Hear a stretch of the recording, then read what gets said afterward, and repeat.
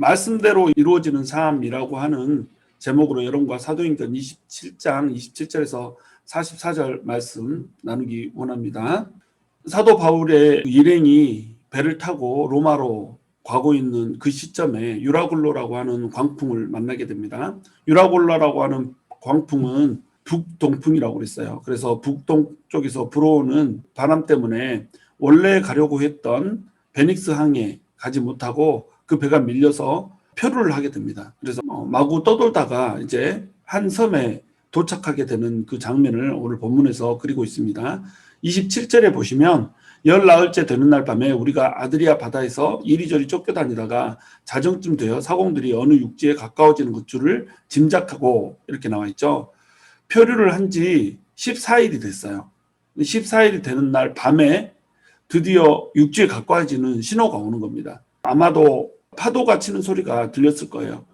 깊은 바다에 있으면 파도 치는 소리가 들리지 않지만 육지가 가까워지면 해안에 이제 파도 치는 소리가 들리기 때문에 그 소리를 듣고 어느 육지에 가까워지는 줄 짐작을 하게 되는 거죠. 아드리아 바다는 지금 현재 아드리아 바다하고 다릅니다. 지금 현재 아드리아 바다는 이탈리아하고 유고슬라비아 그 사이에 있는 그곳이 아드리아 바다예요. 그러나 그때 당시에 이제 아드리아 바다는 지금 남파라고 써져 있는 그 부분 있죠. 애굽의 알렉산드리아하고 이탈리아, 헬라 그 사이에 있는 바다를 아드리아 바다라고 불렀던 겁니다. 그곳에서 그냥 계속 난파되어서 이리저리 쫓겨다니다가 밤 자정에 육지에 다 도달했다는 그런 느낌이 드는 거예요. 이게 낮에 도달했으면 얼마나 좋았을까요? 그러나 이제 밤에 도달했기 때문에 육지에 도달했지만 앞으로 이제 어떻게 될지 모르는 이런 상황이 되는 겁니다. 왜냐하면 육지에 가니까 살 수 있지만 도달하기 전에 이제 암초들이 있을 거 아니에요. 그래서 이 암초들을 부딪히게 되면 바다에 있는 것보다 더 위험한 상황이 되는 거죠.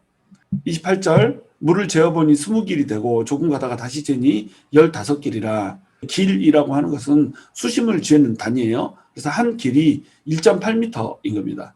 20길이 됐다 이 말은 36m가 됐다는 얘기예요. 그리고 조금 가다가 다시 재보니까 27m가 됐고 점점 이제 육지가 가까워오는 거, 급속도로 가까워지는 것을 볼 수가 있는 거죠. 29절 암초에 걸릴까요? 고물로 단 넷을 내리고 날이 새기를 고대하니라. 원래 이 닻을 내릴 때는 고물이 아니라 이물에서 내리거든요. 여러분 이제 혹시 배에 대해서 잘 모르시면은 이 고물이라고 하는 말이 무슨 말인지 잘 모를 텐데 배에는 고물과 이물이 있어요. 고물이라고 하는 것은 배 뒤쪽에 있는 꽁무니 쪽을 고물이라고 불러요. 배 앞쪽에 있는 것을 이제 이물이라고 부르죠. 원래 닻을 내릴 때는 이물에서 닻을 내리는 거예요.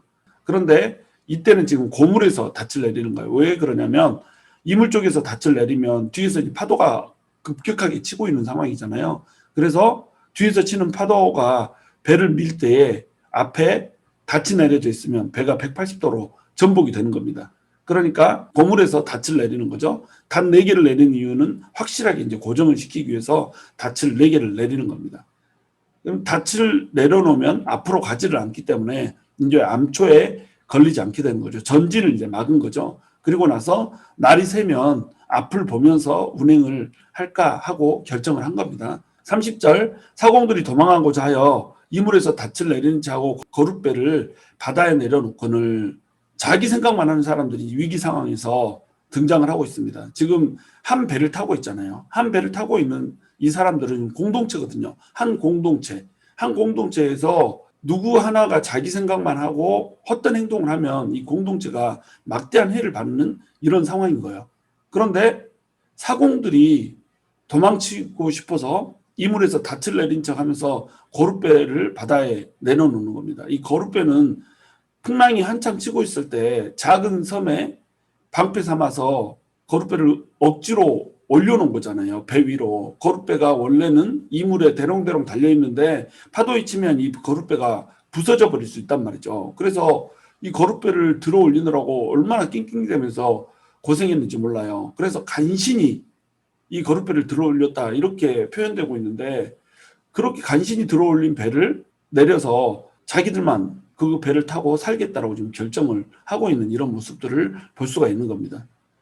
지금 닻을 내리는 상황이 아닌데 닻을 내리는 척 하고 있는 거예요. 닻은 뒤에 이미 고물 쪽에서 내렸잖아요. 근데 앞쪽에서 이물 쪽에서 또 닻을 내리는 척 속이면서 자기 하고 싶은 대로 지금 하고 있는 겁니다. 그러니까 바울이 이것을 모를 리가 없죠. 바울은 배를 많이 타봤고 난파를 3번이나 당해본 경험이 있기 때문에 상황 대처 능력이나 어떻게 돌아가는 상황인지 이것들을 잘 알 수 있는 사람이 바울이거든요. 그래서 바울이 보니까 지금 이런 헛된 짓을 하고 있는 거예요. 그래서 백부장과 군인들에게 이 사람들이 배에 있지 아니하면 너희가 구원을 얻지 못하리라 이렇게 얘기를 해서 이것을 막게 만듭니다. 근데 32절에 보시면 이에 군인들이 거룻줄을 끊어 떼어버리니라 이렇게 나와 있죠. 거룻줄을 끊어 떼어버리면 어떻게 돼요? 거룻배가 없어져 버리잖아요. 나중에 육지에 도착했을 때 거룻배를 타고 가야 될 거 아니에요. 거룻배가 없어져 버리면 그 큰 배는 항구 안으로 들어가지 못하기 때문에 지금 거룻배를 타고 들어가야 되는데 난파될 위기에 있는데 거룻배를 바다에다가 던져버린단 말이죠. 거룻줄을 끊어서 이것을 못하게 하면 될 거 아니에요. 그냥 하지 말라. 그래서 그것을 만지지 못하게 군인들이 지키고 있으면 될 텐데 굳이 거룻줄을 끊어버려서 그 배가 똑 떨어지게 이렇게 만들어버리더란 말입니다. 자기 멋대로 행동하고 있어요. 공동체라고 하는 것은 질서가 있거든요. 또 공공의 이익이라고 하는 것이 있고 어떻게 해야지 같이 상생할 수 있는가라고 하는 것이 있는데 지 멋대로 행동하는 겁니다. 지금 사공들도 자기 멋대로 행동하고 있고 군인들도 자기 성질을 내키는 대로 거룻줄을 끊어버리는 거예요. 지금 일단 사공들이 도망가지 못하게만 하면 되는 거예요. 이들은 자기 스스로 옳다라고 판단했을 거예요. 자기 스스로 잘하고 있다라고 판단했겠죠. 그리고 자기 성질 내키는 대로 거룻줄을 확 끊어버린 거죠.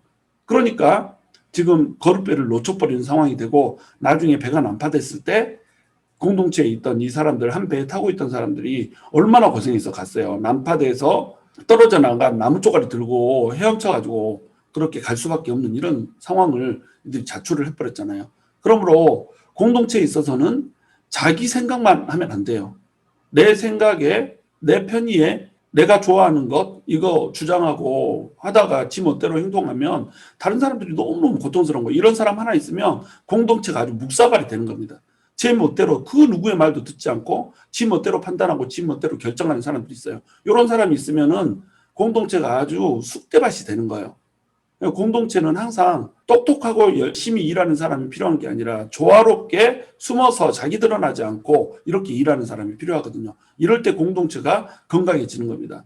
공동체가 건강해지지 못하는 이유 그것은 뭐냐면 자기 멋대로 행동하고 자기 생각대로 자기 내키는 대로 질서 없이 무질서하게 행동하는 이런 사람들이 이제 공동체의 적이 되는 거예요. 이런 사람들은 항상 자기 주장이 강하고 자기 판단이 강하기 때문에 다른 사람이 어떤 주장을 하면 주장이 센 사람이 돼요. 근데 자기가 주장하는 것은 당연히 그렇게 주장하는 것이 옳게 되고 조율과 충분한 이야기와 대화를 마치지 못한 채 지 멋대로 지 꼴리는 대로 행동을 하는 이런 사람들이 이제 되게 되는 겁니다. 그래서 공동체라고 하는 것은 항상 조화를 맞춰서 함께 힘을 합해서 나아가야 되는 것 이것이 바로 공동체다 이거예요. 지금 급박한 상황 가운데 자기의 본색이 드러나고 있는 거예요. 자기 본질이 드러나고 있는 거죠. 사람은 평화롭고 배가 잘 순항할 때는 별 문제가 나타나잖아요. 그런데 위기의 상황이 닥치면 그리고 뭔가를 결정해야 되는 상황이 되면 항상 자기 본색이 드러나게 되는 겁니다. 이 자기 본색이 드러날 때 공동체에 적이 되는 그런 행동을 하지 않기 위해서 우리는 늘 공동체에 어떤 것이 유익이 되고 어떤 사람들을 어떻게 배려해 줘야 될지를 먼저 생각하는 이런 사람이 될 때 다 같이 살 수가 있는 겁니다. 33절 보시면 날이 새어가매 바울이 여러 사람에게 음식 먹기를 권하여 이르되 너희가 기다리며 먹지 못하고 줄인 지가 오늘까지 열 나흘인즉 음식 먹기를 권하노니 이것이 너희의 구원을 위하는 것이요 너희 중 머리카락 하나도 잃을 자가 없으리라 하고 떡을 가져다가 모든 사람 앞에서 하나님께 축사하고 떼어 먹기를 시작하매 바로 이런 사람이 이제 공동체에 덕이 되는 사람인 겁니다. 바울이라고 하는 사람 봐보세요. 하나님의 말씀을 전했어요. 단 한 사람도 죽지 않고 생명이 살 것이다. 배만 다칠 것이다. 그리고 사람은 살 것이다 라고 하는 말씀을 전해줬죠. 낭만 가운데 절망 가운데 소망을 전해주는 사람이었죠. 그런 사람이 이제 육지가 발견되니까 하나님의 말씀대로 되는 것에 대한 확신이 있는 거예요. 그래서 사람들에게 이제 음식 먹기를 권하는 겁니다. 배에 있는 짐들을 전부 버릴 때에 선장들과 선주가 자기들에게 속한 물건을 자기 스스로 버렸다고 그래요. 이 사람들은 배에 자기의 아끼는 기구들은 자기가 아끼는 것이고 절대 버리고 싶지 않은 이런 것이기 때문에 버리고 싶지 않았겠지만 살고자 해서 그 짐들을 다 버렸죠. 그리고 짐들을 버릴 때 곡식들의 일부도 버렸겠죠. 그러나 나중에 결국 음식을 먹어야 되기 때문에 곡식들을 일부를 가장 마지막까지 남겨두는 겁니다. 이것이 상례죠. 그래서 남아있는 이 곡물들을 가지고 음식을 이제 먹기를 바울이 권한 거예요. 이제 너희가 살 것이다. 음식을 먹는다는 얘기는 뭐예요? 배가 버려지더라도 너희는 살 것이다. 이 얘기 해주고 있는 겁니다. 전부 다 죽어가고 있을 때 나만 살겠다고 얘기하지 않고 전부 살 것이라고 소망을 주는 메시지를 주고 있는 거예요. 다 같이 살자는 거죠. 이것이 이제 바울의 위대한 점이죠. 하나님을 바라보는 사람, 하나님을 소망하는 사람은 항상 사람들에게 소망을 주고 사람들이 평정심을 유지할 수 있도록 이렇게 만들어줘요. 밤이고 파도가 뒤에서 치고 배가 울렁이고 도망갈 궁리를 하는 이런 사람들이 있는 통에 바울은 지금 모든 사람들이 먹을 수 있게 평온을 주고 있는 이런 일을 하고 있는 겁니다. 14일 동안 먹지 못했기 때문에 얼마나 배가 고팠겠어요. 이때 음식 먹기를 이제 권하는 겁니다. 머리카락 하나도 잃을 자가 없을 것이기 때문에 먹어라 이렇게 얘기하고 떡을 가져다가 모르는 사람 앞에서 하나님께 축사하고 떼어 먹기를 시작하는 겁니다. 이때 이제 축사하는 이런 예식은 하나님을 믿는 사람들뿐만 아니라 믿지 않는 사람들도 자기 신에게 각자 밥 먹기 전에 하는 기도 의식이 있었죠. 그러니까 다른 사람들 전체 앞에서 기도하는 거 이것은 이제 별로 낯설지 않은 이런 풍경인 거예요. 이런 사람들 앞에서 하나님께 축사하고 떼어 먹기를 시작을 하는 겁니다. 담대하게 그리고 평화롭게 음식을 먹는 그 바울의 모습을 보면서 사람들도 같이 떡을 떼게 되는 이런 모습들을 이제 우리가 발견할 수 있게 되는 거예요. 바울은 모든 사람에게 하나님의 말씀이 이루어지고 있다라고 하는 확신을 보여주고 있는 거죠. 진정한 이제 리더의 모습을 볼 수가 있는 겁니다. 죄수로 가고 있지만 이 배의 리더는 누구예요? 바로 바울이라고 하는 거죠. 왜? 하나님의 말씀이 그대로 이루어지고 있기 때문에. 결국 리더의 권위는 어디서 나오냐면 타이틀에서 나오는 것이 아니라 하나님의 말씀이 그 사람을 통해서 이루어지는가 안 이루어지는가 여기서 나오는 거예요. 하나님의 사람의 권위라고 하는 것은 직분에서 나오는 것이 아니고 하나님의 말씀대로 살아내는 능력, 하나님의 말씀이 그의 삶에서 이루어지는 능력, 또 하나님께서 그와 함께 동행하고 있다라고 하는 그 흔적, 이런 것에서 그 사람의 리더십이 나오는 겁니다. 지금 바울은 모든 사람들 앞에서 이제 하나님의 말씀을 듣고 말하는 사람이라고 하는 인식을 갖추게 된 거예요. 사람들이 바울을 신뢰하기 시작하는 거죠. 36절 그들도 다 안심하고 받아먹으니 배에 있는 우리의 수는 전부 276명이더라. 배부르게 먹고 밀을 바다에 버려 배를 가볍게 하였더니 자 이제 육지에 다 달았어요. 그러니까 배부르게 다 먹고 남은 밀은 더 이상 킵할 필요가 없는 겁니다. 배를 조금이라도 가볍게 해야지 좀 더 육지에 다가갈 수 있는 거예요. 지금 이제 배를 버리고 생명을 취하기로 결정을 하고 있는 거죠. 276명이라고 하는 생명이 바울 한 사람이 있어 음식을 먹고 평온을 유지하고 있는 이런 모습을 우리가 볼 수가 있는 겁니다. 하나님의 말씀이 그 삶을 통해서 이루어지는 사람은 276명이라고 하는 사람들에게 평온과 안정을 줄 수 있는 이런 사람이죠. 그래서 다 안심하고 사람들이 받아먹고 배부르게 먹고 지금 다음 날을 기약하고 있는 이런 모습을 볼 수가 있는 거예요. 이 사람들 음식을 안심하고 받아먹었다는 말은 뭐예요? 이제 살 소망이 생긴 겁니다. 우리도 살 수 있다. 날만 새면 우리는 산다.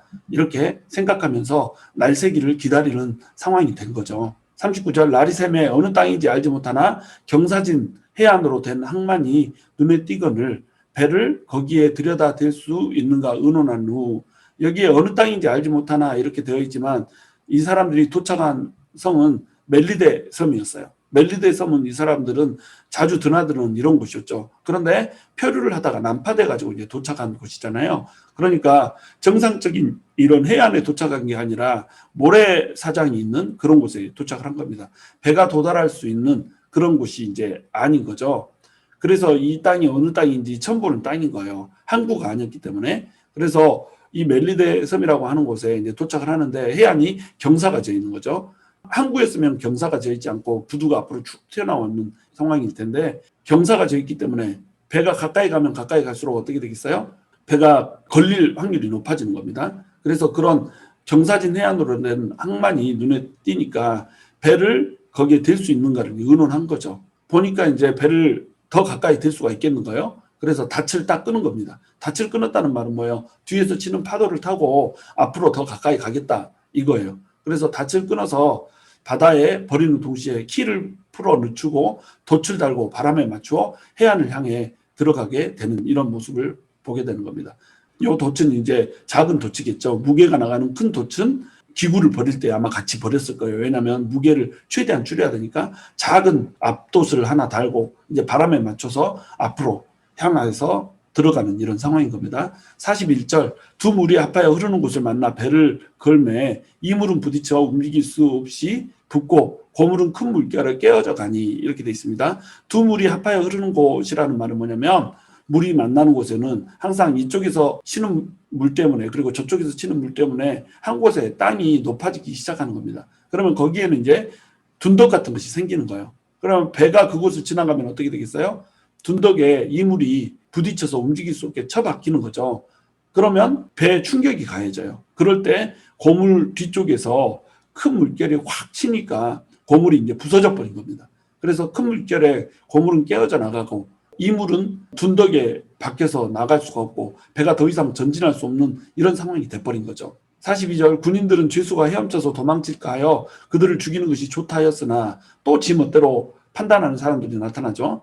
죄수가 헤엄쳐서 도망할까 염려해서 죽이는 것이 좋다 이렇게 말했어요. 분명히 바울이 모든 사람이 털끝 하나 다치지 않고 구원을 얻을 것이다 라고 얘기를 했고 그 말대로 지금 진행이 되고 있는데 군인들은 그 말을 무시하고 자기 생각에 옳은 대로 지금 행동을 하고 있는 겁니다. 43절 백부장이 바울을 구원하려 하여 그들의 뜻을 막고 헤엄칠 줄 아는 사람들을 명하여 물에 뛰어내려 먼저 육지에 나가게 하고 백부장이 바울이 하나님의 사람임을 간파를 한 거죠.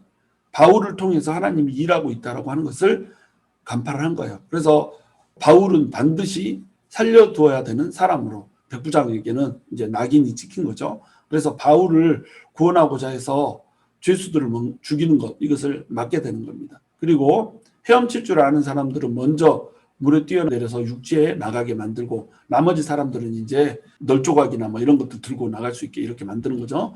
44절 그 남은 사람들은 널조각 혹은 배 물건에 의지하여 나가게 하니 마침내 사람들이 다 상륙하여 구조되니라.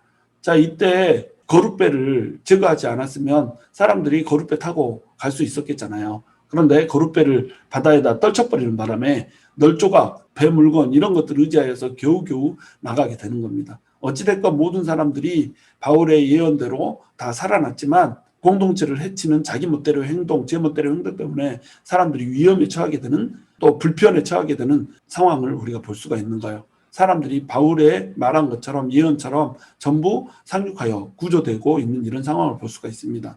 자, 두 부류의 사람들이 여러분 구분이 되시나요? 하나님의 말씀을 듣고 그 하나님의 말씀을 선포하는 사람, 그리고 하나님의 뜻대로 삶에서 모든 것들이 이루어지는 응하는 이런 사람이 있고 또 공동체에 해가 되고 공동체에 적이 되는 이런 행동을 마음대로 하는 사람들이 있는 거예요. 자, 이 두 사람의 사이에는 어떤 차이가 있을까요? 바로 하나님이 있고 없고의 차이인 겁니다. 하나님의 말씀이 임하고 임하지 않고의 차이인 거예요. 위기 상황 가운데서 자기만 살고자 하는 이유, 그건 뭐예요? 하나님의 말씀이 없는 겁니다. 하나님께서 주시는 하나님에 대한 확신이 없는 거죠. 말씀에 대한 확신도 없고 하나님에 대한 확신도 없는 거예요. 그러니까 자기 멋대로 자기 혼자 살고자 행동을 하게 되는 거죠. 하나님의 말씀이 딱 뿌려지는 순간에 그 말씀을 붙들면은 결코 죽지 않으리라는 걸 알게 되거든요. 사도 바울은 하나님의 사자가 옆에서 말해주는 것을 직접 받아서 말해줬던 사람이고 그 말을 하면서 자기 스스로 그것을 확신했던 사람입니다. 그 누구도 죽지 않으리라고 하는 것을 아는 거예요. 그런데 그 말을 똑같이 들었잖아요. 하나님의 사자, 천사가 와서 바울에게 얘기했지만 바울의 말을 통해서 사공들이 그 말을 들었잖아요. 그 말을 들었으니까 그 말씀대로 믿고 확신하면서 평온하면 된단 말이에요. 그런데 자기들만 살겠다고 이렇게 하거든요. 왜 그래요? 다 살겠다고 말해준 바울의 말을 믿지를 못한 거예요. 그러니까 자기 멋대로 이렇게 행동을 하는 겁니다. 말씀의 부재가 그렇게 만드는 거죠. 군사들이 거룻배를 끊어버린 이유, 그것도 뭐죠? 그 안에 하나님이 없는 거예요. 하나님이 그 안에 있으면 자기 혈기로, 자기 분노로, 자기 감정 내서 지 멋대로 행동하다가 다른 사람들에게 폐를 끼치는, 다른 사람들을 불편하게 하는 이런 짓거리를 하지 않는단 말이죠. 그런데 사도 바울은 어때요? 하나님의 말씀이 그 안에 있고 하나님께서 분명히 모든 사람들이 살 수 있다라고 이렇게 얘기했기 때문에 자기 혼자 음식 먹는데 멈추지 않고 모든 사람들이 함께 음식 먹고 평온하게 안정되게 그 다음 날을 기대하면서 소망 가운데 살 수 있게 이렇게 만들어 주잖아요. 바로 하나님의 말씀이 이루어지는 사람과 하나님의 말씀이 부재한 사람의 차이가 여기서 나타나는 겁니다. 우리는 하나님의 말씀을 가진 사람이에요. 하나님의 말씀을 맡은 사람이죠. 하나님의 말씀을 맡았다는 건 뭐예요? 말씀을 읽고 그 말씀을 이해할 수 있으며 그 말씀대로 살아낼 수 있는 사람들이 바로 우리라고 하는 겁니다. 우리는 말씀이 우리의 삶을 각주하는 사람이 돼야 돼요. 우리의 삶 속에서 진짜로 하나님의 말씀이 그대로 이루어지네? 라고 하는 것이 검증되는 사람이 되어야 된다는 겁니다. 우리의 삶 속에서 내가 너희와 영원히 함께하리라 말씀하셨으면 진짜로 하나님께서 우리와 함께하는 그 흔적이 남는 사람이 돼야 되는 거예요. 무서워하지 말라, 두려워하지 말라, 오늘 내가 너와 함께하리라 라고 하는 말씀이 떨어졌으면 진짜로 하나님께서 나랑 함께하는 그것 때문에 내가 두려워하지 않고 무서워하지 않는 그런 모습으로 담대하게 난파를 돌파할 수 있는 이 믿음을 가진 사람이 돼야 된다는 거죠. 그래야 말씀대로 내 삶에서 이루어지는 거잖아요. 이런 사람이 될 때 소망을 잃은 세상에 소망을 주고 구원의 여망이 없는 사람들에게 구원의 소망을 주어서 평안을 잃은 사람에게 평안을 주고 사랑이 식어버린 사람들에게 사랑을 줄 수 있는 이런 사람이 될 수가 있는 겁니다. 저와 여러분이 하나님의 말씀이 이루어지는 그런 삶을 살 수 있게 되기를 원해요. 그래서 우리 공동체뿐만 아니라 수많은 사람들, 우리 주변에 있는 모든 사람들에게 하나님의 평안이 임하게 하는 그런 중요한 역할을 하는 사람들이 될 수 있기를 주님의 이름으로 축원합니다.